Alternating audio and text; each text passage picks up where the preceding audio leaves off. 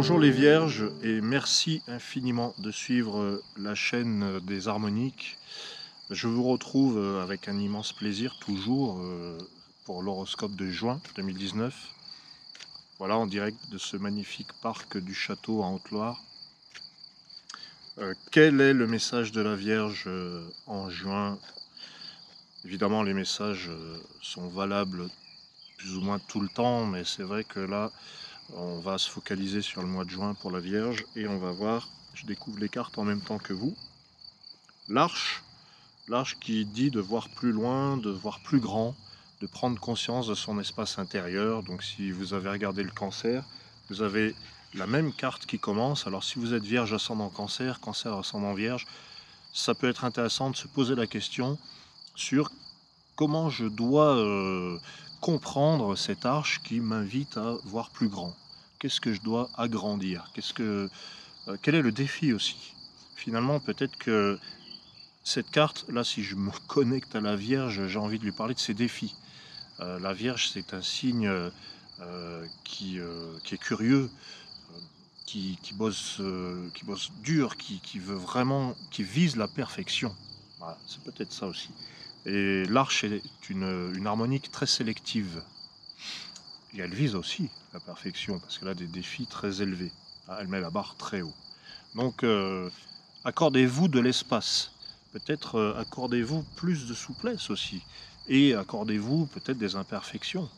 Mais c'est bien d'être perfectionniste. Au moins, ça permet de faire des choses tout à fait magnifiques. Alors, on va voir pourquoi cette arche, enfin plutôt, qu'est-ce qui va suivre cette arche. L'équinoxe. Ah, l'équinoxe, c'est aussi mettre un peu d'eau dans son vin. C'est aussi trouver l'équilibre. C'est pas forcément aller dans l'excès, voire pas du tout, puisqu'on est dans une carte d'équilibre. Retrouver un petit peu son yin et son yang, donner de la force, mais aussi faire preuve de douceur. On est toujours dans cette notion d'équilibre, et on nous dit aussi positionnez-vous. Voilà. Positionnez-vous, dites ce que vous voulez, dites oui ou non, mais dites-le. Le moment n'est pas l'indécision en fait, quand on a l'équinoxe. Donc arche, voyez plus grand, voyez plus grand pour vous, peut-être explorez aussi votre espace et demandez-vous si vous avez assez de place. Vous n'en avez peut-être pas assez, afin de pouvoir dire si oui ou non vous allez répondre favorablement ou pas à ce qu'on vous propose. Et après on a la foudre qui demande donc de s'affirmer avec force. Les vierges, de ce que je connais de la Vierge, c'est un signe qui est normalement, globalement, quand on parle du signe de la Vierge, c'est plutôt un signe qui se met en retrait, qui n'est pas du tout dans la recherche de la gloire. Elle y a droit, bien sûr, mais c'est pas son objectif. Là, on vous dit, les Vierges, oui, mais affirmez-vous quand même. Brisez le cercle vicieux de, par exemple, de l'abus. Ne vous faites pas abuser. Vous avez besoin de servir une cause. C'est un signe qui sert, qui a besoin d'un objectif précis. Mais ne vous faites pas abuser, je dirais. Quand je vois la foudre, je vois ça. Et reconnectez-vous à votre énergie. Et la quatrième carte, c'est l'oracle. L'oracle vous dit de vous exprimer, de dire les choses. C'est peut-être par la parole que cette libération, entre guillemets, va arriver. Mais si on regarde depuis le début, je pense qu'on pousse le signe de la Vierge à avoir plus de considération pour elle-même, se considérer elle-même, mais sans être dominateur, sans écraser les autres. Il est là l'équilibre. Avec l'oracle, finalement, qu'est-ce qu'on vous dit les Vierges? C'est exprimez-vous, utilisez ce talent particulier que vous avez d'exprimer les choses, mais à votre manière, avec ce sens du détail précisément, avec cette faculté de discernement, ce jugement. Voilà, pour juin avec les cartes précédentes, avec l'arche qui vous dit de prendre conscience de votre grandeur, de prendre votre place, toute votre place. La quatrième carte, c'est l'oracle qui vous dit: «Utilisez votre sens aigu du détail pour dire le mot juste». C'est vraiment une qualité qui vous correspond.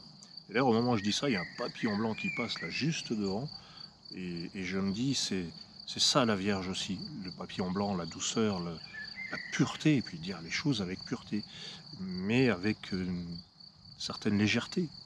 Bon, la Vierge, c'est un signe de terre, ça ne l'empêche pas d'avoir cette espèce de liberté, de légèreté, comme le petit papillon blanc. Vous ne l'avez pas vu, mais bon, je vous l'offre. Et enfin, la synthèse, pour la Vierge, la synthèse, la carte de synthèse, eh bien l'aura. Voilà, l'aura, la place dans le collectif, déployer vos couleurs. Euh, voilà, le signe de la Vierge qui va travailler dans l'ombre, ou qui va être dans l'ombre, ou derrière un rôle, ou derrière quelque chose qui le maintient en vie, qui le maintient sur ses jambes. Eh bien, il y a aussi ces couleurs qui ont le droit de se répandre un petit peu dans le monde.